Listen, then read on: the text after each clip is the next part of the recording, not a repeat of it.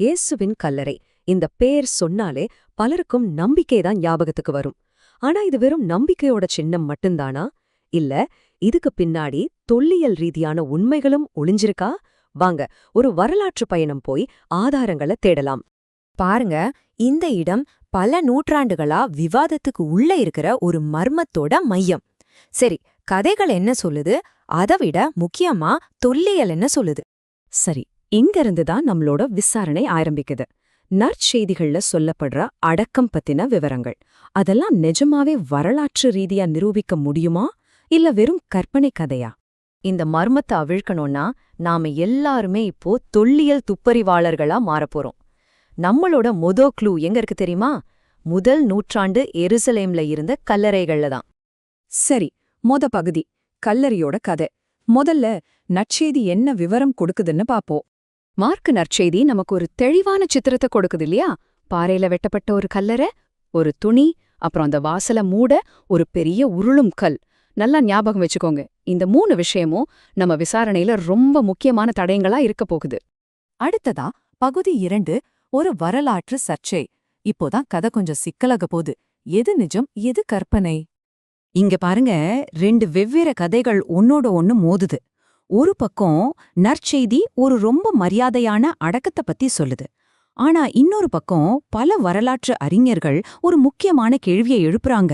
ரோமானியர்களால சிலுவையில அறையப்பட்ட ஒருத்தருக்கு இப்படி ஒரு மரியாதை கிடைக்கிறதுக்கு வாய்ப்பே இல்லையே. ஒருவேளை அவரோட உடலை அவமதிச்சு ஒரு பொதுவான குழியில தூக்கி போட்டிருப்பாங்களோ? சரி, 3வது பகுதி கல்லல்ல செதுக்கப்பட்ட தடயங்கள்.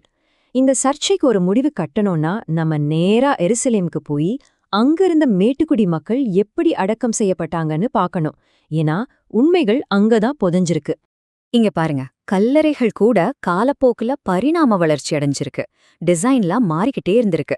ஆனா நம்ம கவனிக்க வேண்டியது கிபி முதல் நூற்றாண்டு, அதாவது சரியா இயேசு வாழ்ந்த காலகட்டம். அப்போ பணக்காரங்க மத்தியில இந்த மாதிரி பாறையில வெட்டப்பட்ட கல்லறைகள் ரொம்ப பிரபலம். அதுல லோகுலின்னு சொல்லப்படுற அடக்க மாடங்கள் இருக்கும். இது நற்செய்தி சொல்ற விவரத்தோட அப்படியே பொருந்தி போகுது இல்லையா? சில சமயம் அந்த காலத்து முழுசா புரிஞ்சுக்க தொல்லியலாளர்கள் இப்படி இறங்கி வேலை செய்ய வேண்டியிருக்கும். பாருங்க, இது இரும்பு கால கல்லறைகள்ல இருந்த அடக்கம் செய்யற இருக்க. உடல்களை இப்படிதான் அந்த பாறை இருக்கைகள்ல வச்சாங்கன்னு நேரடியாவே காட்டுறாங்க. எருசலேம்ல இருந்த பணக்காரங்க அப்பவே குளோபல் ட்ரெண்ட்ஸை ஃபாலோ பண்ணிருக்காங்க. இப்போ இடது பக்கம் நீங்க பாக்குறது பண்டைய உலகின் 7 அதிசயங்கள்ல ஒன்னான ஹலிகார்னாசஸ் கல்லறை. அதோட இன்ஃப்ளூயன்ஸ் தான் வலது பக்கம் நீங்க பாக்குற எருசலேம்ல இருக்கிற செக்ரியாவோட கல்லறை. பாத்தீங்களா எப்படி ஒரு இன்டர்நேஷனல் டிசைன் உள்ளூர் கல்லறைகள்ல வந்திருக்குன்னு? சரி, இந்த வார்த்தையா ஞாபகம் வச்சுக்கோங்க, லோகுலி. இதுதான் அந்த கால கல்லறைகளோட ஒரு முக்கியமான அம்சம். சிம்பிளா சொல்லணும்னா, உடல்களை வைக்கிறதுக்காக பாறையில செதுக்கப்பட்ட நீளமான குறுகிய மாடங்கள். நற்செய்தியில சொல்லப்படுற கல்லறையும் பெரும்பாலும் இப்படிதான் இருந்திருக்கணும். பண்டைய எருசலேம்ல இருந்த சமூக ஏற்றத்தாழ்வு அது அவங்களோட கல்லறைகள்லயும் அப்பட்டமா தெரிஞ்சுது. ஒரு பக்கம் பணக்காரங்களுக்கு இப்படி பிரம்மாண்டமான பாறையில வெட்டுன குடும்ப கல்லறைகள், இன்னொரு பக்கம் ஏழைகளுக்கு தரையில ஒரு சாதாரண குழி. இந்த வித்தியாசம் நம்ம விசாரணைக்கு ரொம்ப ரொம்ப முக்கியம். அடுத்தது பகுதி 4, சிலுவை மரண தண்டனையும் யூத சட்டமும். நாம இப்போ தொல்லியல விட்டுட்டு சட்ட பழக்க வழக்கங்களுக்குள்ள போக போறோம். சொல்லப்போனா இதுதான் நம்ம கேஸ்ல ஒரு முக்கியமான டேர்னிங் பாயிண்ட். இது ரொம்ப கவனமா பாருங்க. இது ஒரு மிக முக்கியமான வித்தியாசம்.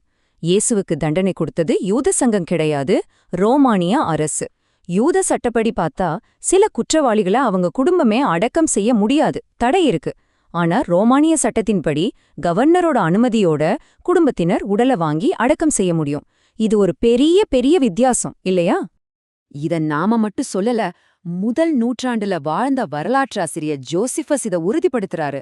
அவர் என்ன சொல்றாருன்னா, யூதர்கள் ரோமானியர்களால சிலுவையில அறையப்பட்டவங்களுக்கு கூட சூரியன் மறையறதுக்குள்ள அடக்கம் செய்யறத ஒரு கடமையா நினைச்சாங்க. அப்போ இயேசுவோட உடலை அடக்கம் செய்ய கேட்டது அந்த வரலாற்றுச் சூழலுக்கு ரொம்பவே பொருத்தமான ஒரு விஷயம்தான். சரி, நம்ம விசாரணையோட 5வது பகுதிக்கு வந்தாச்சு. எலும்பில் உள்ள சான்று. இப்போ நாம பார்க்க போறது இந்த வழக்கிலே இருக்கிற ஒரே ஒரு மறுக்க முடியாத பௌதிக ஆதாரம். இதுதான் இந்த மர்மத்துக்கான விடைய கொடுக்க போகுது. யோசிச்சு பாருங்க, எருசலேம சுத்தி ஆயிரக்கணக்கான பேரை ரொமானியர்கள் சிலுவையில் அறைஞ்சிருக்காங்க. ஆனா அதுக்கான தொல்லியல் ஆதாரம் இதுவரைக்கும் ஒரே ஒருத்தருக்கு மட்டும்தான் கிடைச்சிருக்கு. இதனால நாம பார்க்க போற அந்த ஆதாரம் இன்னும் பல மடங்கு முக்கியத்துவம் வாய்ந்ததா மாறுது. அப்போ இந்த ஒரே ஒரு ஆதாரம் ஒரு பெரிய வரலாற்று உண்மையையே நமக்கு சொல்ல முடியுமா? என்ன சொல்லுதுன்னு பாப்போம். இதுதான் அந்த ஆதாரம். யெகோஹானன்கிற ஒரு மனிதரோட குதிகால் எலும்பு. பாருங்க, இரும்பு ஆணி இன்னும் அதுக்குள்ள மாட்டியிருக்கு. ஆனா இதைவிட முக்கியமான விஷயம் என்ன தெரியுமா? சிலுவையில அறையப்பட்ட இவர் ஒரு பாறையில வெட்டப்பட்ட மரியாதையான குடும்ப கல்லறையில அடக்கம் செய்யப்பட்டிருக்கார். இது சிலுவையில அறையப்பட்டவங்கள மரியாதையா அடக்கம் செய்யவே மாட்டாங்கன்னு சொன்ன வாதத்தை மொத்தமா உடைச்செறியுது. சரி, அப்போ ஏன் வேற யாருடைய ஆதாரமும் கிடைக்கல? அதுக்கு சில காரணங்கள் இருக்கு. பெரும்பாலான கல்லறைகள் காலப்போக்குல கொள்ளையடிக்கப்பட்டுருச்சு. அப்புறம் பாறை கல்லறைகள் வெட்டின பணக்காரங்க ரோமுக்கு எதிரா கலகம் செஞ்சு சிலுவைக்கு போறது ரொம்ப அரிது. எல்லாத்துக்கும் மேல இந்த ஏகோஹானோட ஆணி மரத்துல இருந்த ஒரு முடிச்சுல மாட்டி வளைஞ்சதால அத உடம்புல இருந்து எடுக்க முடியல. அதனாலதான் இந்த ஆதாரம் தற்செயலா நமக்கு கிடைச்சிருக்கு. சரி, இப்ப கடைசி பகுதிக்கு வந்தாச்சு. நற்செய்திய மறுபரிசீலனை செய்ய போறோம். நம்மகிட்ட இருக்கிற எல்லா தடயங்களையும் வச்சு ஒரு இறுதி முடிவுக்கு வரலாம். அப்போ கடைசி தீர்ப்பென்ன? நற்செய்தியில சொல்லப்பட்ட ஒவ்வொரு முக்கியமான விஷயமும் நாம பார்த்த தொல்லியல் சான்றுகளோட ரொம்ப ஆச்சரியமா பொருந்தி போகுது. பாறையில வெட்டின கல்லறையா? ஆமாம், அது அரிமத்தியா யூசுப் மாதிரி ஒரு பணக்காரரோட ஸ்டேட்டஸ்க்கு சரியான வகைதான். மெல்லிய துணியா? அதுவும் அந்த கால அடக்குமுறைதான். உருளும் கல்லா? ஆமா, அந்த மாதிரி கல்லறைகளை மூட அதான் பெஸ்ட் வழி. அவசரமா அடக்கம் செஞ்சாங்களா? அதுவும் சரிதான். ஏன்னா ஓய்வு நாள் ஆரம்பிக்கிறதுக்குள்ள அடக்கம் செஞ்சாகணும்னு யூத சட்டம் சொல்லுது.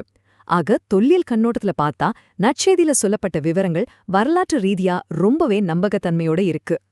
பாருங்க, தொல்லியல் எந்த ஒரு கதையையும் 100% நிரூபிக்காது. ஆனா அந்த கதை எவ்வளவு தூரம் உண்மைக்கு பக்கத்துல இருக்குன்னு வெளிச்சம் போட்டு காட்டும். இயேசுவோட அடக்கம் பத்தின கதை வெறும் நம்பிக்கையா மட்டும் இல்லாம அதோட வரலாற்று சூழலோட எவ்வளவு ஆழமா பொருந்தி போகுதுன்னு நாம இன்னைக்கு பார்த்தோம். இப்ப கேள்வி என்னன்னா, இது மாதிரி மண்ணுக்குள்ள மறைஞ்சிருக்கிற உண்மைகளை வச்சு இன்னும் எத்தனை பழங்கால கதைகளுக்கு நாம புது அர்த்தம் கொடுக்க முடியும்?